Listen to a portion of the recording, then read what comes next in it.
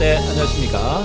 자, 이번 시간에는 우리 신체 부위 중에서 하지 부위에 해당되는 것 중에서 하지 3대 관절 중에 마지막 족관절, 발목 관절에 대해서 한번 살펴보도록 하겠습니다. 이 발목 관절 장애가 어떻게 이루어지는지에 대한 내용을 가지고 한번 살펴보는데요. 이 발목 관절은 여기 보시면은 다리 쪽에는 크게 큰 뼈가 있고 작은 뼈가 있죠. 안쪽에 있는 큰 뼈, 이걸 경골이라고 합니다. 경골. 그리고 옆에 붙어 있는 작은 뼈를 비골이라고 합니다. 비골. 그 다음에 이 발을 구성하는 뼈가 있죠.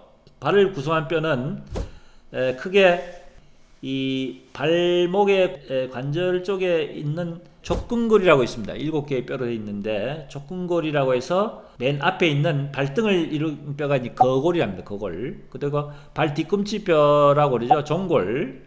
그 다음에 그 앞에 입방골이 있고 내측, 외측, 중간 설상골이 있습니다. 그래서 이 7개의 뼈를 구성하는 것이 족근골이 있고 그 다음에 이제 중족골이 있고 이제 족지골이 있지 않습니까? 이 족관절이란 것은 근골, 비골의 끝단과 거골 있죠. 이만한 뼈. 거골의 관절면으로서 이제 이루어진 관절이 발목 관절, 족관절이라고 합니다. 이 족관절이 있어서 오늘 이제 중요하게 살펴볼 부분은 아무래도 지금 이 체중을 지탱하는 것이 맨 아래쪽이 제일 체중을 많이 받겠죠. 그래서 보통 족관절 중에서 우리가 발목이 보면은 복사뼈라고 들어보셨죠? 복사뼈, 복숭아뼈라고 합니다. 발목 안쪽에 있는 걸 내측이랍니다. 내측.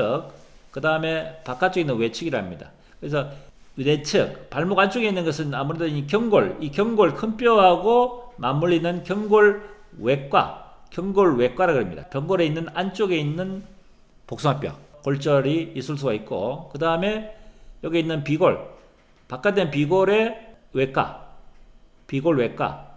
그래서 족관절에 있어서 관절 말고 복숭아뼈에 골절이 있을 수가 있습니다. 그죠? 이 골절인 경우에 있어서 이것이 일반적으로는 대부분 다 수술을 하는 경우가 많습니다. 그 이유가 뭐냐면은 위에서 이제 하중을 많이 받다 보면 이거를 수술을 하지 않고 제대로 정복, 우리가 관절을 이렇게 뼈를 제대로 맞추는 걸 정복이랍니다. 이 정복을 제대로 해야 되는데 이거를 수술로서 정복을 제대로 수술을 하지 않고 이걸 비스듬하게 그냥 방치시키는 경우에는 이것이 뒤틀려 가지고 뼈가 어긋나게 붙는 경우, 이것을 부정유합이라고 합니다. 뼈가 어긋나게 붙어서 굳어지는 경우 또는 그 부위에 관절염이 생기는 경우가 아주 높기 때문에 반드시 수술을 하는 것이 원칙이다 하는 겁니다.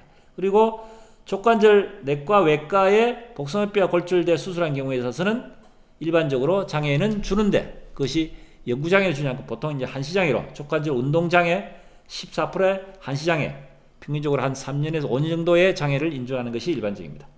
족관절 내골절인 경우에 있어서는 영구장애로 주는 경우가 많습니다. 영구장애로. 자, 그 다음에 이제 한 가지 부인해서 또 설명드리자면은 리스프란 관절이라고 있습니다. 리스프란 관절. 좀 용어가 상당히 생소한데 리스프란 관절이라는 것은 이 족근골과 중족골, 족근골과 중족골 사이에 있는 관절입니다. 이 족근골과 중족골 사이의 관절이 손상을 받게 되면은 이 경우도 대부분 수술을 하게 되고 수술하게 되면은 관절의 강직에 문제가 생기게 됩니다. 이 경우에도 이제 장애 해상이 됩니다.